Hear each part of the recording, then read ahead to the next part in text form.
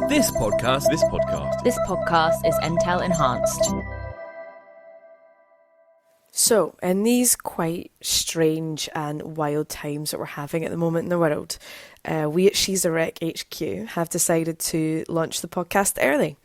So we've been working really hard to get it going and to finalise as much as we can with what we've got so far, so we can get it out to you and give you some love in your ears. Hopefully we can get to the end of the season and guests will be able to record and we can get the final episodes. So, in the meantime, enjoy. All right, here we go.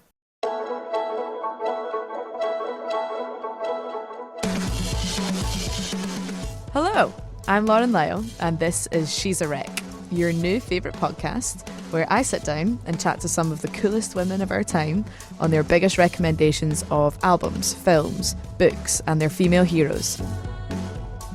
I wanted to launch this podcast as I realised a lot of my artistic taste generally came from men. I could list you my favourite bands and they'd be men, or my favourite films and they'd be directed by men, which is amazing. But I decided it would also be cool to have some brilliant women review and highlight some more brilliant women that have most influenced their life. Each week, I'm going to be joined by a woman that I've asked to come in and prepare the album, the film and the book by a woman that has most influenced their life. We'll have a chat and get to know who they are and why they're so cool, and then we'll get into why these pieces of culture and arts have really influenced their life and made them who they are. A great way to experience this podcast is through the interactive Entail app, where you can see photos of the podcast recording, you can find links to the books and films that we're talking about, and you can also download the albums and the She's a Wreck playlists. For this first episode, it felt only right to start with none other than the magnificent goddess of a woman, Caitriona Balfe.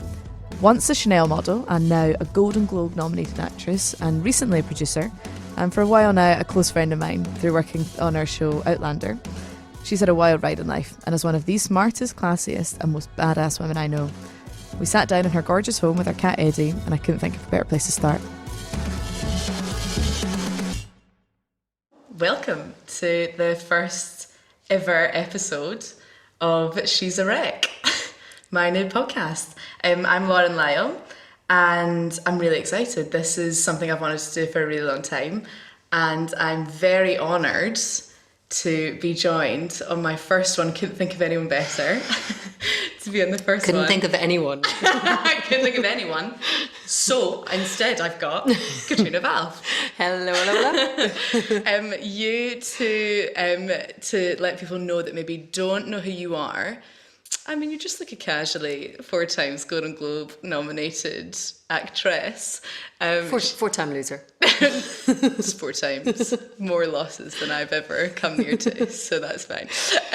And you have had a very colourful creative life. I know you as my stepmother in Outlander hit international television series Outlander, filmed all over the world, on location in Scotland, and apparently elsewhere. And good friend, and all round I just think you're a very cool girl. Oh my God, thank you. No, you are. I think because for this, it's weird that I'm your stepmom. I know, because it's really, you're far too young. I mean, yeah. You are.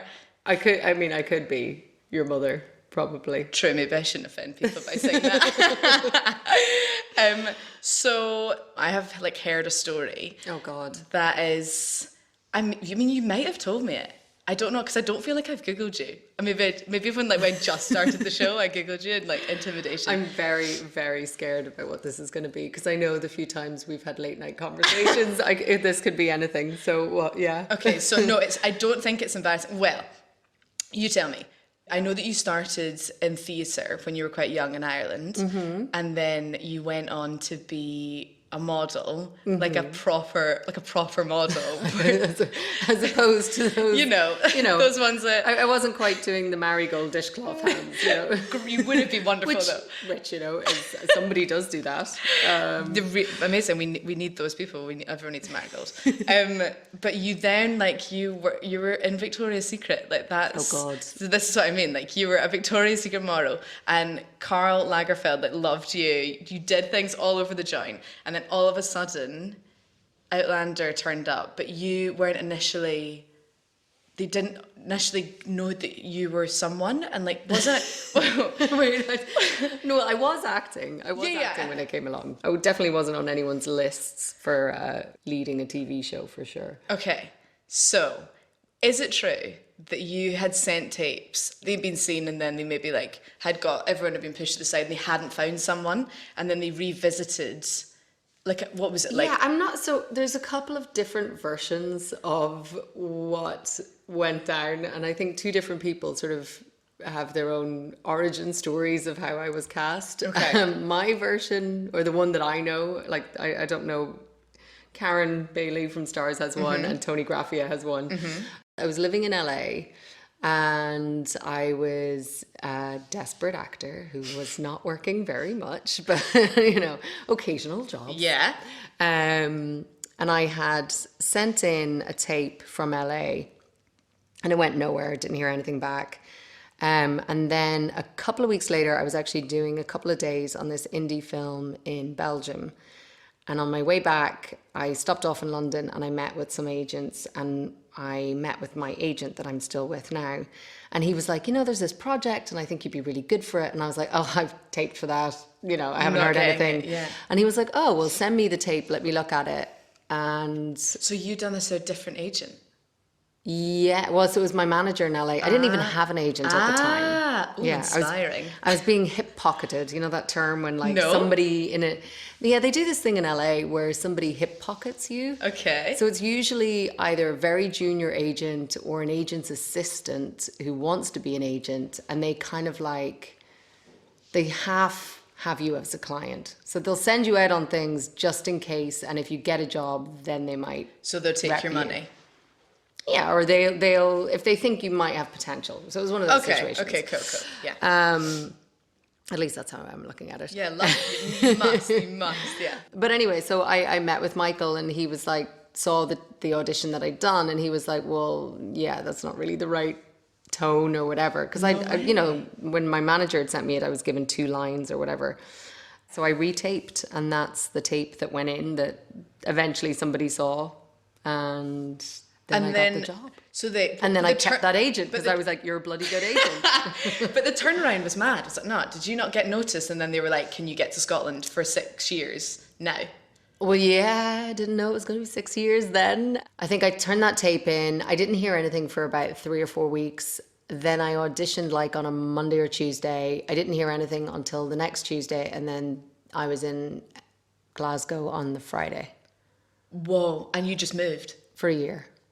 Did you know? I did not know, no. Did you? I didn't even know it was going to be a year. I think I remember, because everything started happening so quickly. And all the guys had been cast? Everyone was already in Scotland in boot camp. Sam had been cast, I think, in like June.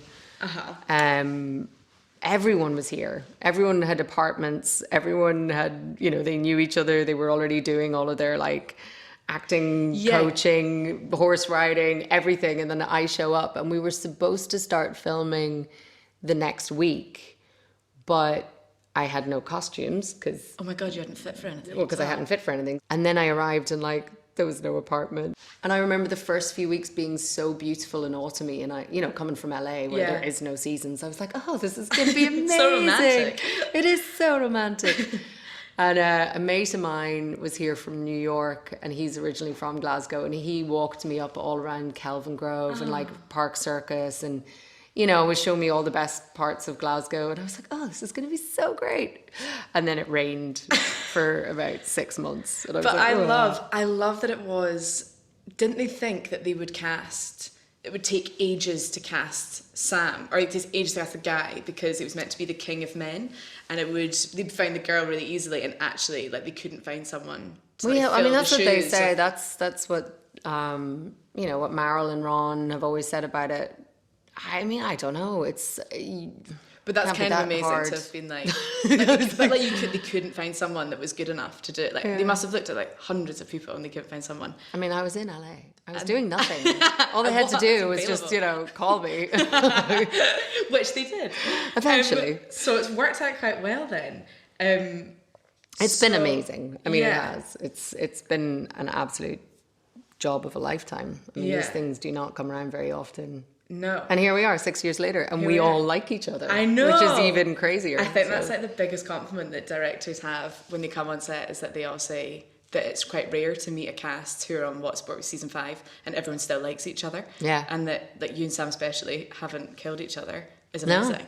No. You know what? I think we have never had a proper argument. I think like we may have had, possibly I can count on one hand the times that we've sort of like snipped at each other. What are those? Once when I corrected his French, I was kind of laughing at him. Excellent. And he did turn around and tell me to fuck off. I can't imagine him that angry. That's the one that I really remember, because I was like, ooh, shit, I really crossed the line here, you know what I mean? It makes like, me think that I'm surprised Cesar hasn't turned round and given everyone else any shit for their French. Because we don't really speak so much of it anymore. This was season 2. Yeah. This is when we had to speak a lot of it. So, the idea here being that we're trying to hear some really cool women talk about some really cool women, I would love to start then by hearing, if you've had this journey and you have always sort of been an actor, I guess. Yeah, I mean, it's what I always wanted to do. You know, ever since I can remember, I was that, you know, annoying child, running around and like doing my own plays, sitting, looking in a mirror, talking to myself. So yes, if you've always sort of been an actor, you've always been into it. So what is the film? So the film is Wanda, and it's by Barbara Loden, or Loudon, actually. Loden, I think. Loden. Hey, quick interjection here. Me and Kat just got really into this episode and forgot to give you a synopsis of what Wanda was about. For those that might not know, Wanda is a 1970s American independent film, and it was written and directed by Barbara Loden, who also stars as Wanda in the film. And it's set in the pretty bleak coal region of East Pennsylvania.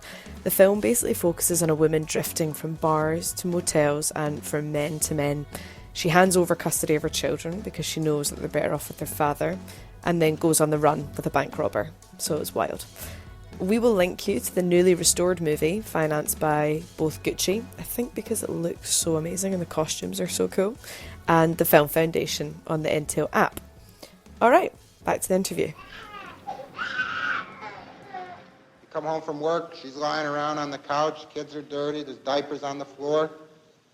Sometimes the kids is outside, running around, nobody watching them. Wanda Goronsky.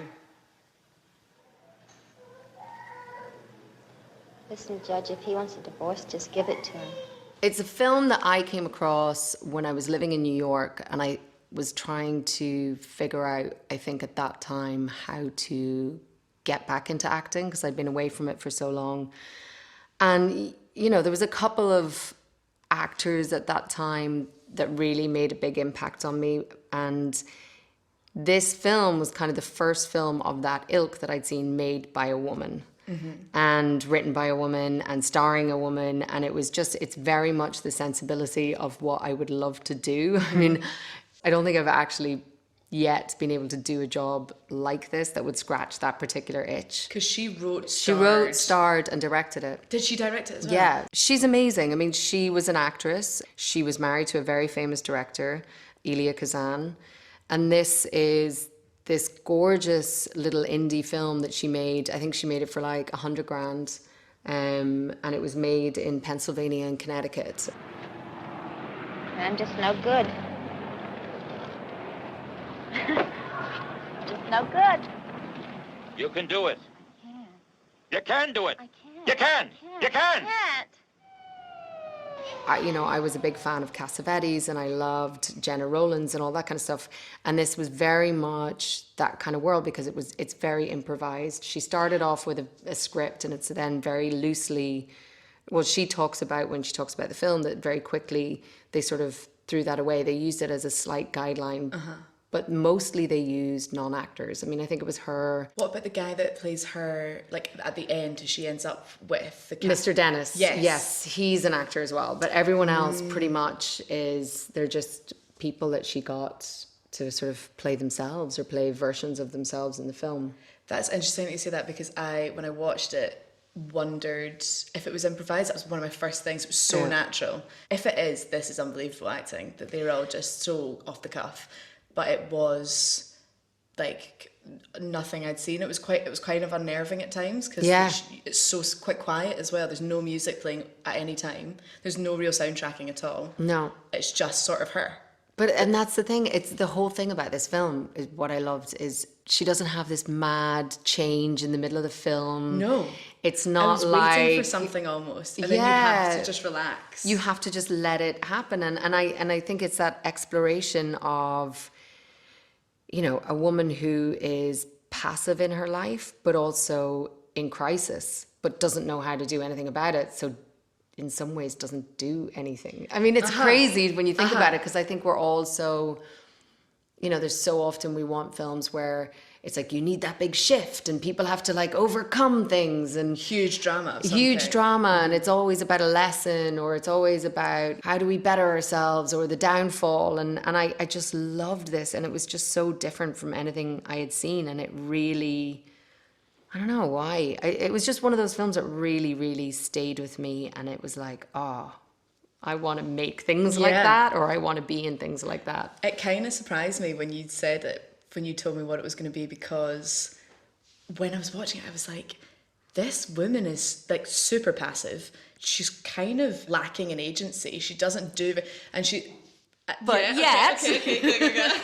yet, instead of wallowing in her misery, I mean, the scene in the courtroom when she goes in and the judge is like, you know, your husband's saying that, you know, he wants to take the children, you have 2 young children, like, and she's like, well, they'd be better off without me. Yeah. To me, there's something brave in that, even though it's really, really dark and really awful. But it's really honest as well. It's that I'm not going to do what I'm supposed to do just because everyone else, like, this is the role that's been given to me. And I think also, you know, a couple of years after I'd seen that, I was in, I mean, not Pennsylvania, but I was in West Virginia, and it was like one of those coal towns, and it sort of had that, just that feeling of oppression. And you can just imagine those, like, wide shots when you see her crossing. Walking, yeah. Oh my God, like, those I was kill like, me. is it her? Is that her? When it's almost like a quarry or something. That well, it's a slag heap, right? It's a coal field. And she's there's something so defiant. Yeah, she's in her hairnet, and she's in this like white and light blue outfit, and yet she's just walking in this sea of black coal, and it's so depressing and dark, and yet she's like determined to be something different, even if she doesn't know what it is. Yeah. She's gonna not stay at home and not wallow in it, and it doesn't work out very well for her, because it all gets quite Bonnie and Clyde at the end. It does. I did not expect that at all. Yeah, at all. Because the whole time I was going, right, I've got to sort of relax into this being quite a quiet observation of a person, just of someone trying to get through the world in her way, and then it all sort of kicks off. And this guy, like in the scene in the bar, when she walks in and thinks he's the bartender, and then you suddenly see the guy, the bartender, with a napkin stuffed in his mouth, on the ground. I was like, oh right, okay, well, right, let's go. And then that's when it all kicks off. I'm very attracted in some ways to people who are like down and out and living in the gutter. I don't know I hope why. your husband hears that. No, but it's just I just think we live our lives and we're so locked in our own heads, and we don't really, you know, as actors, I guess that's what we're always trying to do. We're trying to like get inside someone else's psyche and their thoughts and their feelings. But you'll never, ever really know what it feels like to be somebody else. And I think that that's like the most crazy thing about humanity, is that we are so, in some ways, alone. Oh my God. It's like, sorry. I'm really a happy person. Okay. No, you're right. You're absolutely right. It's such a... You are right. Like, I have strange thoughts sometimes of, say you've not spoken to someone all day, and you suddenly realise this brain that's in your head and this body that you have, like, that is it. No one can actually get in there. You can hide everything in there, and no one can actually know. But it's also, I think, conversely, like, you can never understand another person's perspective, truly. No. And I think that that's what films like this, and when people strive to inhabit a world that is so different maybe from my own experiences or whatever, I just find it so fascinating because it feels like, I don't know, it's almost within grasp. I don't know, because it's just a character study. And it's not about like filling a plot or, you know, you just live this person's life for an hour or two or whatever it is. Like we have this whole thing in, I suppose, the industry at the moment and society generally of like strong women and trying to sort of strive for strong women. And actually I think she's an example of like just a very real woman and someone that's actually can be so interesting and so compelling to watch. Is just someone really traveling through life and suffering in many ways and not necessarily being strong in inverted commas. Well, that's the thing. It's But like, what is she is. strength? It's like survival is strength. And this idea that, you know, strength is just power is just so, I mean, it's another lie that we're all being fed. We're so multifaceted. I mean, in times of my life, I've been super weak and I've made super bad decisions. I can, you know, you're never, I don't know, you're never just one thing, you know, and you have to grow into moments. And even if you've grown into a good place in your life, something may happen the next day and next thing you're on the floor again and you don't know, you know. I think it's that thing of like almost being, I'm sure we've all been in that position of being so like emotionally exhausted from something, or that's what it felt like to me, that she was so emotionally exhausted and done that she almost had no option and no choice and just went and just did it. And I think that is so relatable, and I think that's why that film has survived.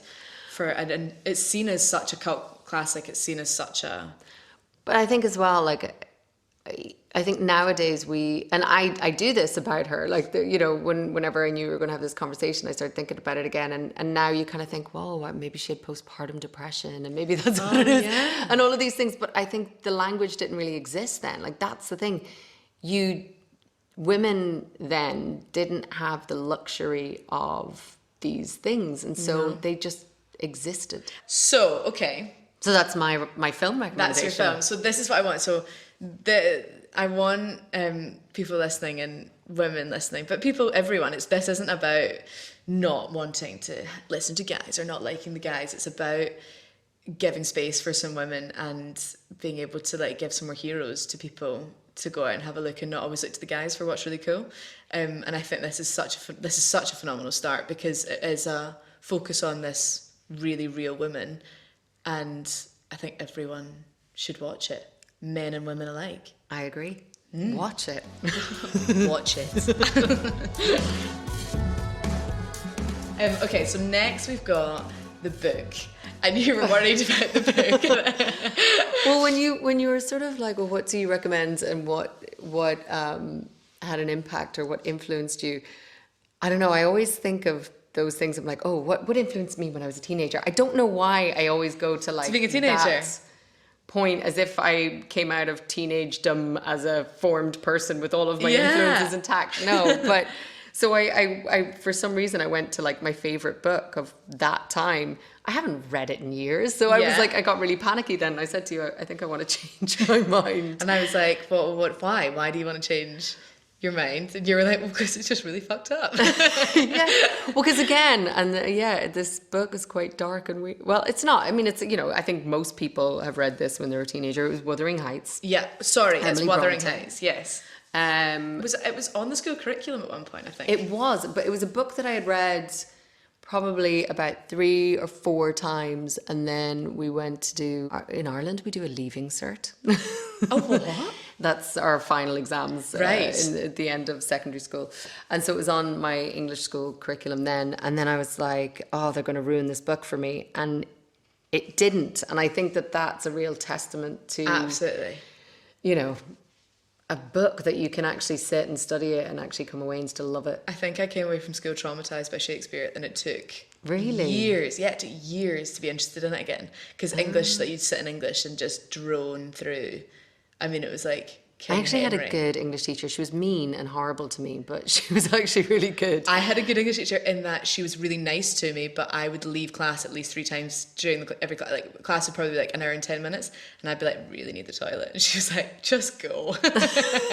Just go. Because I was so bored. I was just bored of it, which is weird that I've ended up doing this career. I say that was one of the subjects I actually liked. Was English. Yeah. So you studied Wuthering Heights, and did you like pull it apart? Do you remember doing that? Oh yeah, I remember. And then it was funny because I was thinking about, say, I remember writing essays about it and everything.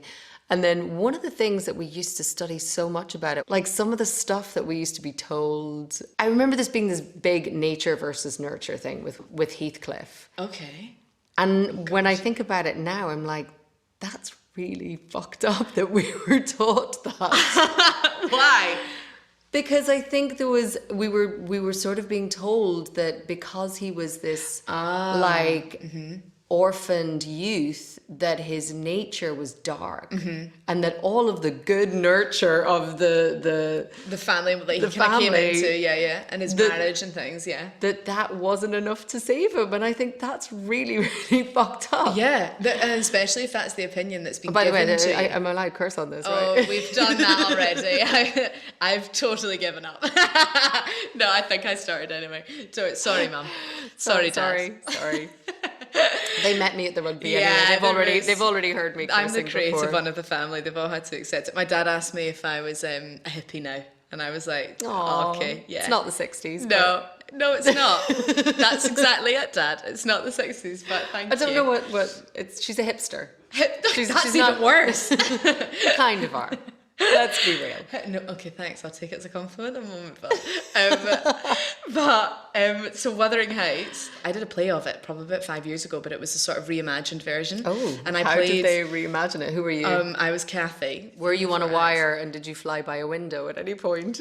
Oh my God, that like it's not even that far off. It's not even that far off. We had like a whole structure that there was like 16 of us in the whole thing, and everyone played all the parts and came in and out, and you stood behind a huge like almost like plastic curtain, and like we had torches, and we would like torch the lights and all this sort of thing. God, it was actually quite amazing. It was on the West End. Thanks very much. Thanks very much. It was pretty amazing. It was. I can't say that I was like massively drawn to Wuthering Heights as when I was in school either, but when I started having a look at it for this, I was like, it's so dark.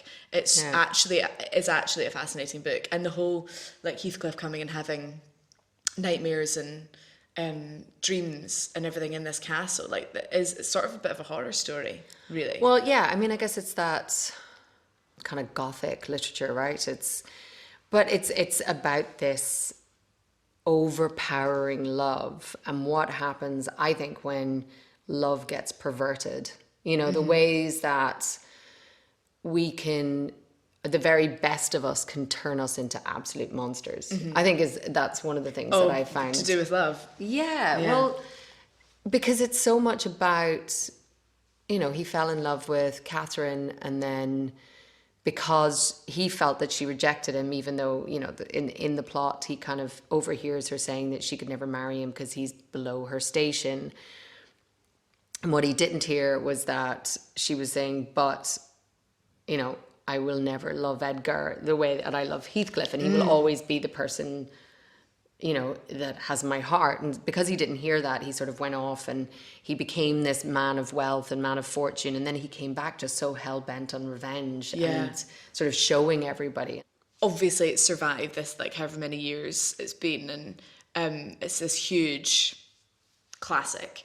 Why do you think it has sat with you? Like, why do you think that was like something that popped into your head? Because I guess, like, as a teenager, it's perfect for teenage angst. You know, it's perfect for that. That's quite fascinating, because if you've gone back, because I only asked you to think about the book, film, and album that had like influenced your lives. I didn't say that it had to be something. I know. I think I misread you. No. But I think it's interesting that you've like gone. Back to something that stayed. Maybe I'm just eternally a 16-year-old. I don't know. Yeah, I don't know. I guess I grew up in quite a small, not a lot going on place. And I guess in some ways I always was like, I need to get out of here and I need to feel the world and I need to live a life. And I think I felt very suffocated where I grew up, and that's nothing against where I grew up. I love where I grew up now, but I think as a teenager, that's how I felt. Like I felt very suffocated. And I think like books like that had because they were so I don't know, dramatic, and I was probably a complete drama queen. Yeah. You know, it just spoke to big feelings and big emotions and life of passion in some way. Yeah. And I guess that at that time in your life, like, you just are yearning for something that I don't know, gives you a place to put these crazy feelings that you're going through, and these big emotions that you're having. I remember someone gave me a book when I was going through a really hard time, and they were like, and another friend was like, why? It was a poetry book, and it was very dark poetry. Yeah. And she was like, why? The other friend was like, why have you given her this book? She's in a horrible place. Why have you given her to make, what's it going to make her feel worse? And this friend was like, no, I actually thought it would give her words to the feelings that she's got and she's having. And it's almost like, because I wonder now if, I don't know. It's kind of cathartic, isn't it? You sort Uh-huh. of like, you put your feelings into these characters, and you sort of live vicariously through them on the pages, and you kind of go through all these feelings and all of the anger and the love and the I don't know, all of those things, and it just gives you a place to put it. I know. Okay. Now it's weird. Why did I go back to my teenage years? I mean, I read all the time. Why that? I know, and I wonder if it's taught now. Like, I wonder if people, like teenagers now. Well, because just in, when like, you in think this about new Heathcliff age- now, he's like sort of violent and abusive. Yeah, well, he always was, and that. Well, like, yeah, that's what I mean. But I think when you think about it now as me now, Oh, yeah. like when I was reading it, I don't think I looked at it in those terms. You know what I mean? I was just Not like, at wow, all. he's so passionate. But it makes me wonder, because she wrote it in that time where it probably would have been so inappropriate to speak about a man. Like, that would be quite a secret thing that would go on. It was received really badly in the beginning. I Had think. she died? It came When it came out, out? I think, no, she hadn't died. I think she died soon after it came out, because I know she kept a couple of reviews of the book in her writing desk. No way. And I don't think they were particularly good. I think the reviews were just, how could somebody sort of write about someone who's so debased and even apparently Charlotte, because I read this somewhere, I remember reading it, her sister wrote the foreword to like one of the editions, so it wasn't the first edition, but maybe it's like the second edition after Emily had died, and apparently she even wrote something like, whether or not it's a good idea to have unleashed a fiend like this upon these pages, you know, I for one don't think so. Something like along Like those a lines. defense almost. Well, saying that she shouldn't have written about someone like this. What happened initially was, I think Charlotte had written Jane Eyre, and it was published and it was successful. And Emily had sent in her manuscript before, I think, Jane Eyre, and had never, the publisher, I can't remember who it was or whatever, and maybe it was under this other name, but they hadn't looked at it. And then with the success of Jane Eyre, they were like, oh, we have this other manuscript here. And then apparently they published it then. Okay. Yeah, because I wondered if it had anything to do with, for some reason I thought You could be right. I that don't know. if it was a guy and it was therefore accepted and taken out and published and whatever else, but not received well. And I was wondering at what point it was discovered that it was a woman that had written the whole thing. Because I mean, Jane Eyre, something like all of the sisters, Jane Eyre's dark as hell as well. That's what I was going to say. I mean, Yeah. I don't know, you know, it's no picnic, and it's No. quite a lot about being it sounds like a trapped. horrible time I know. to be I'm like, there. what was going on in that Bronte household? They're all just sitting there in their own little corners, scribbling these like really depressing, Trying dark. to write. And then he died. And then I died. Okay, well that brings us on quite well then to the album. Yeah. And the album, when I started listening to it, and I didn't know her. She was in another band, and then this was her solo album that she did. Okay, so when I listened to the songs, I was like, oh my god, it's so Caitriona Balfe. I actually did. I was like, Why? I don't Why know. did you say that? So say who it is. So it's Kristen Hirsch, and it's Hips and Makers.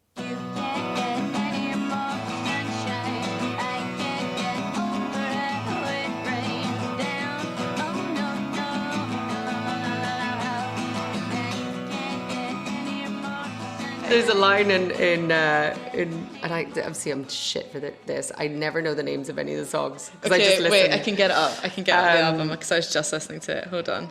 But the line is, "This hairdo's truly evil. I'm not sure it's mine."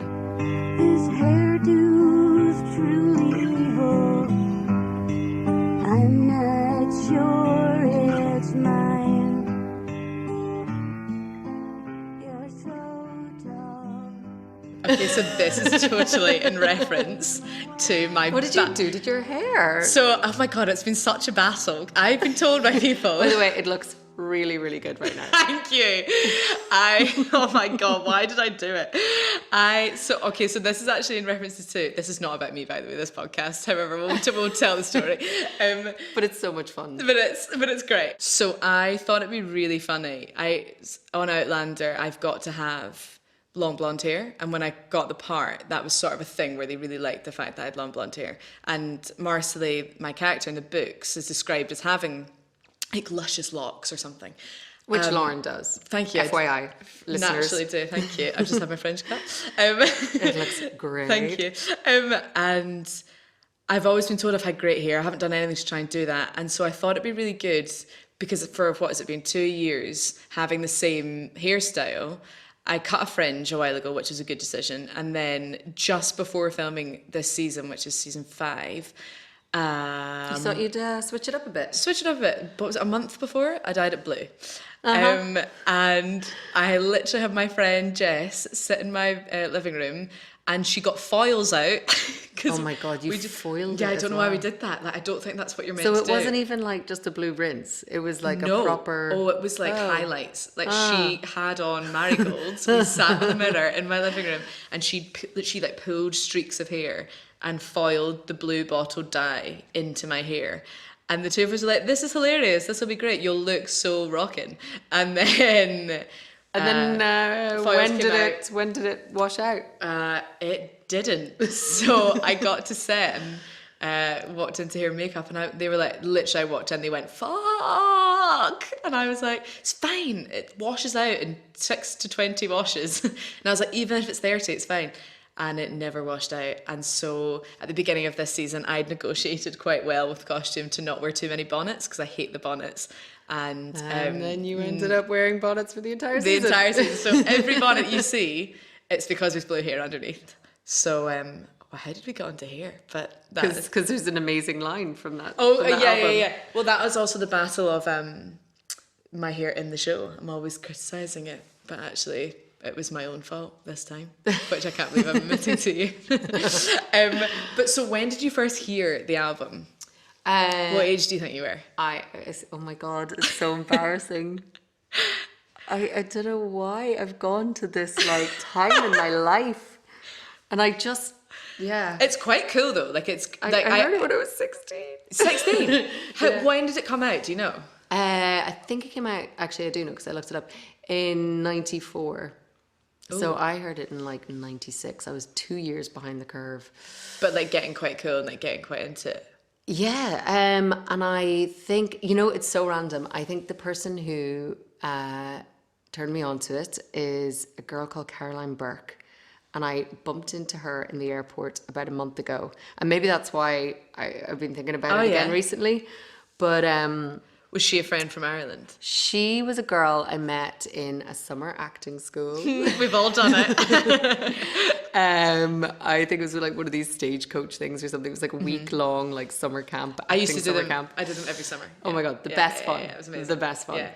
And she was this really cool girl who is the same age as me, but she was like so cool. Yeah. Like she had Did she all have the blue cool hair? music. She didn't quite have blue hair, Well. but I think we were all in Doc Martens. I mean, this was also the 90s. And this was one of the albums. She was also, I think, like, who else? Like Husker Du and like, just all of these like cool, grungy things she introduced me to. But this one album is one that I played to death. No way. So you know the fact that you know a line from a song. Like I don't know the names of songs, but you always know the lyrics if it's made an impact. God, no. I mean, if you ask like Tony, he was like, "How can you learn pages and pages of dialogue and yet you will never get a lyric to a song right?" And so, why do you think it made such an impact? Did you do that a lot? Where you had? Well, you I put think I things to death? just I'd just gotten a guitar. Oh my God. So hold on. Do you play guitar? I mean, I haven't played in years. Is there a guitar? I haven't No, seen a guitar in there. The Is it Rick or guitar Flair? is in a storage unit in LA, along with the other instruments. I'm gonna request or don't play. I'm gonna request that Claire Fraser plays some guitar at some. Wait, don't you do something like that in season? What season does it you sing? You're traveling. Oh God, no. You wonder, such a talent. You're such talent. The most embarrassing episode of my life. You don't have like a mandolin or anything, do you? No. God, we should suggest. No, that. I think I was just that cheesy and bad. You think I had a mandolin in my arms? You were like a joker, like a joker card. Do you know what I mean? Where they've got. I mean, I was in like. I had some like we're dancing jesters now. or like juggler's costume, and I mean, that was so bad. Oh, you can tell God. from that you were really cool when you were younger. No, I'm joking. So would you say that when you were younger, were quite like a punk, like? No, not punk. I was definitely. It was peak grunge. I was definitely peak like grunge time. When is that? Like the 90s. 90s. I was born in the 90s. Yeah, but I was a teenager in the 90s, Lauren. Okay, yeah, that's fair. That's fair. But it was that thing. Yeah, there was a lot of moping around, you know, supposing that you're depressed when you're not really. That totally hasn't changed. I think that's just universal to teenagers, isn't it? Mm-hmm. But I used to go to this summer college, a Gaelic summer college, where you go to speak Irish. Sorry, I don't mean to laugh. I don't mean to laugh. Why are you laughing? It was cool, all right? But it was like... It was cool! Sorry. It was cool! All right? Yes, that is actually a really cool thing, because I can't speak. I can speak like a minute amount of Spanish, and anyone that can speak more than one language is cool. And that's very cool. So Says you're cool. Lauren Lyle. I have been anointed. But so we used to go to this summer college thing every summer, and it was like, you know, 500 teenagers between the ages of like 14 and 18, and it was in the west coast of Ireland, and you would like have to go to class in the morning for a couple of hours, but then all evening you just have to yourselves, and it was beautiful. It was like, but there was just all these cool women and, well, girls and guys who would just sit around rocks playing guitar, smoking cigarettes, and like just being, and so all of that it's music like proper, and like stuff. Breakfast Club. Yeah. Teenage kicks thing. In an Irish version of that. But that's like kind of how I see it. That's what I mean when I heard it. I was like, I don't know why. I at one point thought she was Irish. Maybe that was it, but it was just American, like she I don't even know what she went on. Really, I sort of like I kind of do that. I like pick an album or two. Like I'm not sort of like, oh, I love this person for all their career. You know what I mean? But she was in a great band called Throwing Muses, and I remember being quite into them for a little bit, and then I don't know, I haven't listened to that in years. But I kind of see you as like a rock chick. Thanks. I do. I was like, yeah, this person's like a bit wild and a bit that's how I sort of see you, is this like secretly quite wild free spirit. And you like pull yourself together incredibly well at all times, and then sometimes like you just spark. I don't know that I do. I mean, it's funny. I think because I've had to be quite responsible in the last decade of my life, I've become quite, Well, you've encouraged sensible. me to. You've encouraged me to do some not sensible things, and all in favour of being my 20s, and you actually have. You've been like I think you have to have fun in your 20s. Yeah, but you have at times, because stay safe, kids. But you know. Yeah, absolutely. Yeah, disclaimer, big disclaimer. That's who I see you as, who you are. As much as you have to be very responsible. I mean, that you run you are number one on a show. You are the Outlander. Well, not really. I mean, I don't run shit, but no, but it is. Do you know what I mean? It's been. I have to say, like, being on something like this, it's quite surprising to me that I'm able to hold it together and but you know, and sort of show up every day and be professional and have my work done, because I was not that person in my 20s. Were you that person right before it started? Do you think? I definitely think when I was in LA, when I moved to LA, that was like a big life change for me, because I think I had far too much fun, and not even fun. I think I was also very fearful in my 20s and not really, didn't quite know how to cope with things or how to show up for myself. And I think I sort of, when I moved to LA, I was like, okay, I want my life to go in this direction, so I got to get my shit together a little bit. And I think that's really, that's just like good advice for, I think, women, men, everyone generally, though, that to not be fearful of that and to just go for it. I think I had a year.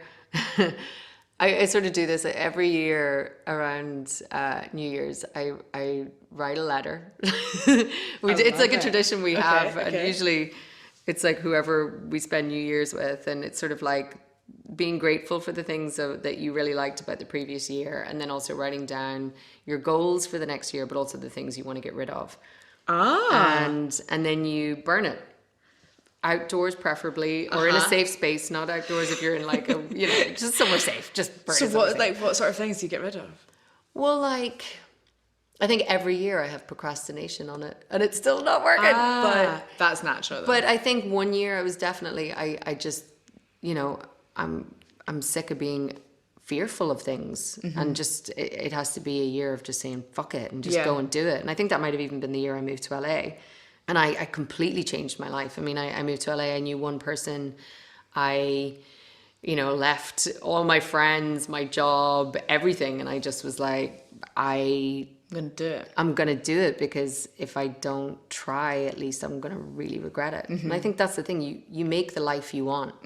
It's up to you. And I think that's a really scary moment when you realize you're like, oh wait, I'm responsible for this. Like, I'm the one driving this ship. And like the dawn of the realization of that, takes back actually to what we were saying at the beginning of like you being your own person in your brain, like it's just you. And then having, like, I do remember, because this whole podcast sort of derived from me in my 20s not having considered like the artistic influences of women on my life. I could pull on men easily, and where things had come from, whatever, and I suddenly just like started to get to know myself a little bit and was just with me and thought, God, I actually don't know who the women are. And they're there, but I hadn't considered or thought about it.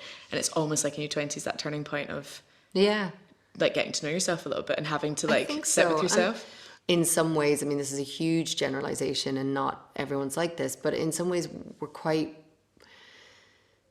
we're not as quick to sort of stand up and be like, well, this is what I've achieved and this is what I'm doing. Totally. And like, look at this, isn't this great? And I think that that's something we can really take from or learn from men, is that willingness to sort of stand up and, like proclaim your achievements in some way, or talk about your goals and what you're, where you want to go and what you want to do. And at least, I don't know whether this is also a cultural thing, having been brought up in Ireland or in the UK, is we're just not really taught to be as effusive with those things. And I think for me, that's one of the great things that I learned in the States, and being in LA and being in New York, like, really helped me with, was actually being okay with, sort of standing up and saying, oh, well, I'm ambitious and I want things. And I've done this and I'm going to do this, that. And I really want to go there. And it's okay to sort of say that you want more. Yeah. Well, that's like, I guess, like a bit like Wanda, like if it's all like, I guess there's this thing where it's almost could be considered obnoxious. Like some people may have called her obnoxious to have written it, be in it, and have directed it, when actually that's unbelievable. That's amazing. And I guarantee you most creative people want to do something like that. Yeah. And why shouldn't you? And also the amazing thing with that film, I think she had a crew of 4. No. So it's like she had the cameraman. I think it's like very skeletons. Yeah, I mean, the sound is terrible. But like but you love that. Like that's what's so great. Works. It's like I mean, it's such a low budget, but I think that's also something that really inspired me, because it's that thing of, we can do anything. We just have to, the difference between successful people and not successful people is not some like magic equation. It's people who actually do. And I think that's always the biggest thing that I try and remind myself, it's like when I feel a little intimidated or overwhelmed by, wanting to achieve something or doing something, it's like, well, these other people who are doing it, it's not like they know something that you will never know. It's not like they're tapped into some magic source of genius that you're never going to be allowed go to. Honestly, I've just realised that. Yeah, I have. I've just realised that. It's just that there's certain people who are proactive and they do things and they create opportunities, and then there are people who allow their insecurities or their fear to stop them from doing things, and it's a constant battle. Yeah, but But I think that's exactly it. I think that's probably the biggest thing that I have learned, or that I would say is that's so important to say, is that as much as you say people don't know what they're doing, they don't. Like, there isn't, like, these geniuses that we talk about, that are actors or directors or whatever, are smart, achieved, creative people, but no one actually knows any more than anyone else. And I mean, you learn so much. When I got Outlander, I had never done even a minute on a TV show. I'd done a couple of indie films, and I'd done like a day or two on a movie here and a day or two on a movie there, but it's such a different beast to like TV and all of I didn't know a damn thing. And now, see, when I remember walking on set on my first day and having not known the show that well, so like I wasn't like starstruck I knew you as famous people, but I was so intimidated. I remember being so intimidated because you all knew so much. And you have this, do people tell you this, that you have this like presence, you have like this sort of aura and energy of like holding the set? No, you do. Well, I mean, maybe it's also the fact that you are leading. I've reverted to my Irish, like, oh God, stop. She's like, you're like curling in yourself, and this, like, we're just talking about how well achieved you're allowed to say you can. I'm going to be, going to accept the praise. Thank you, Lord. But like that is, and people have said it, like people that come on set, you probably don't hear them, but people that come on for days or supporting roles that come on and they just are like, oh my God, she's just got this like energy of someone that really knows what they're doing and can really. I remember using the phrase, you like command the set, and not in a arrogant way. And I've never ever seen you get up in arms about anything other than the work and about things that really matter. And to have gone from some place that of very little knowledge, in terms of like technically even, to where you are now, like that's, and it's not even been that long. No, I mean, well, first, I had a lot of great support in season one. And what I did have, I mean, if you look at season one, if you look at all of the actors that we had on that, yeah. I mean, the just brilliant British actors who had been around for a long time, who had done a lot of stuff. And even though Sam and I were pretty new, Sam had done quite a lot of stuff, but I was just surrounded by incredible people. So I was just learning off all of them all the time, just watching everybody and just being like, can I steal? But I do think one of the things that I try and do at work is make it a welcoming place. Because I think one of the hardest things to do is come on to a show for a day or two, or, even if you are a regular on the show, but you're only in like 1 or 2 days this week or 1 or 2 days next month, you never get the rhythm that we get. Yeah. I am in such a privileged place because I'm in every day. I don't get phased. I don't get overwhelmed because that's where I spend most of my life. Yeah, you know what I mean? And you've like so many home to me. chances and opportunities to get it right and get it wrong. And so it just feels so comfortable. But for someone was stepping onto that, I remember what it was like to walk onto a set where I don't really know anybody and people aren't as, they're not kind of like, oh, Caitriona, please, here's your chair. They're like, yo, you're just barely better than an extra. Stand over there, say your line, get it done quick, don't make a mistake, and then piss off. And that's a terrifying and horrifying place to be. But yet, if everybody's not good and if everybody's not comfortable, the show suffers. Yeah. It's like you're only as good as every other person in the scene. Totally. And that's, I think, one of the big things where, I can't stand when you meet selfish actors because it just drives me crazy. Yeah, and why do you think you're more important? Oh, that's my cat destroying the couch. We've got Eddie. Hi, Eddie. Come over, Eddie. Hello. We've matched tonight, Eddie. To have that ability to sort of command the set and make people feel welcome and have respect, I think that's quite new. I don't think that that's always been the case, and I think it's really important that for like young actresses or other people that want to get into it can look to that and see that as something to strive for. Yeah, look, things are changing and we're all learning as we go along, and I think right now there's so many opportunities for women in this business in front of the camera. What I've noticed is, I'm very comfortable in a group of men, in a room full of men. I'm used to that atmosphere, but I've also had to be used to that atmosphere, right? And it's kind of been like that on our show from day one. We've had it in season 1. I remember when Laura Donnelly came on to the show, I nearly knocked her over. I was like a Labrador. I was like, oh my God, you're my age and you're a woman and you're like Irish, like talk to me. Oh my God, like, yeah. You're scary, like go away. But because there was so many Highlanders, there was so many guys. Yeah. But what I notice is that there's a very different atmosphere on a set when you have more women, not in front of the camera, but like in the crew and as a director or... when I worked on Money Monster with Jodie, as she was the director, and she had a lot of women in the crew. I mean, our DP was male in a lot of the camera department and stuff like that, but it just had a different energy. And it's funny, it's not better. No. It's just different. Totally.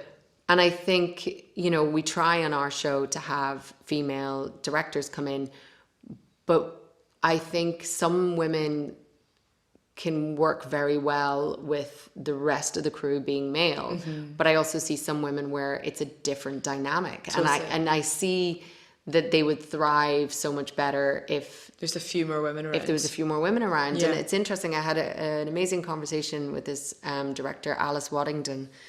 She's a Spanish director and she's got a movie coming out this year. And we had this most incredible conversation about, she had primarily just an entire female crew. Wow. And what that felt like and what that did to the film and how it changed. And I've seen her film, it's beautiful, and it's such a different type of film to anything I've really seen. Like, it's so feminine. Uh-huh. In her own very particular way. Yeah. And that can span so much as well. Feminine can span mountains, but... Yeah, but this is very particular. So, I think in our industry, we just really need to provide an environment where more women can be behind the camera. So we've had the album, we've had the book, and we've had the film that have been created in some way by a woman that has influenced you, a cool woman in your life. Is there just a woman out with those things that's had a major impact in your life? I think I've read nearly everything Joan Didion has ever written. Cool. I don't know, there's something about how she writes that just resonates with me in such a way, and I want to live in her time and just do all that. And her favorite book, they're making it, and I'm sort of... It's the first time, The Last Thing He Wanted, and it's one of my favorite books ever of hers. And I'm sort of excited, and also, well, no, because it's already, it's I was told, I remember years ago trying to see if I could get the rights to it, and I was told she will never give the rights to her books. Oh my God. And then I remember I got one of those, I get the emails from the Hollywood Reporter or whatever, the headlines. And Dee Reese is directing it, who I'm very excited about. And now, why brain? Oh no, Anne Hathaway is playing the lead. So I'm sort of excited to see, but it's the first time I think I've ever felt an ownership to a book or something where they're making something, and I was like, oh shit, I've turned into one of those crazy fans where I'm like, what are they going to do to it? It's like don't ruin it. It's like when Harry Potter comes out, every child is like, it needs to be exactly how I imagined everything in my head. With Outlander, and I understand how all those women feel now, because I'm like, what are you going to do to this character and all of these characters, and what are they going to look like, and you know, and now I'm like, oh God, That's I quite fascinating. understand it. But And that's the first time. I was going to say, that's the first time you've like been able to, because I can't say that I've ever been a major fan of anything to the point that I've met some of our fans who are unbelievably dedicated and incredible with the show, but I can't say I can relate to that. So, and if that's the first time you can. Yeah, I feel like it's the first time. That's really cool. Yeah. And now I know how they feel, and now I get it. And I apologise for ever questioning why they question so much, but now I know. Why they know every detail of every story. And on that note, thank you so much Thank for you. being my first guest and taking the risk on whether or not this would work. I have no doubts. And thank you for having us in your very beautiful home as well. You're welcome. Apparently it's very echoey. I'm sorry. Because it's a palace. And cut. Up next week we have model, game changer and author of her book Mixed Feelings, Naomi Shimada. She was born in Japan, Spanish speaking, and now lives in London, so her recommendations are wild. Tune in.